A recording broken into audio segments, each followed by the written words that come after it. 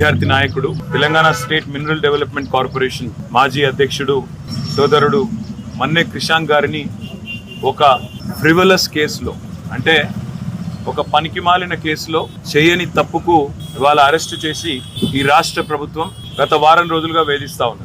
తప్పు చేసిన రేవంత్ రెడ్డి ఇవాళ బయట తిరుగుతా ఉన్నాడు. ఫోర్జరీ చేసి ఉస్మానియా చీఫ్ వార్డెన్ యొక్క లెటర్ను ఫోర్జరీ చేసిన క్రిమినల్ ఏమో ఈ రాష్ట్రానికి ముఖ్యమంత్రి, కానీ అసలు నోటీస్ ని బయట పెట్టిన క్రిషాంక్ నేమో ఈరోజు చెంచల్గూడ జైల్లో పెట్టినారు.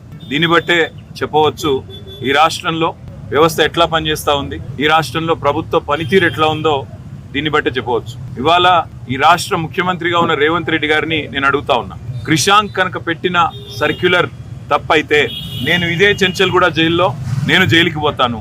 ఒకవేళ నువ్వు పెట్టిన సర్క్యులర్ ఫేక్ అని మేము రుజువు చేస్తే నువ్వు జైల్లో కూర్చుంటావా అని చెప్పి నేను రేవంత్ రెడ్డిని అడుగుతా ఉన్నా. సిగ్గు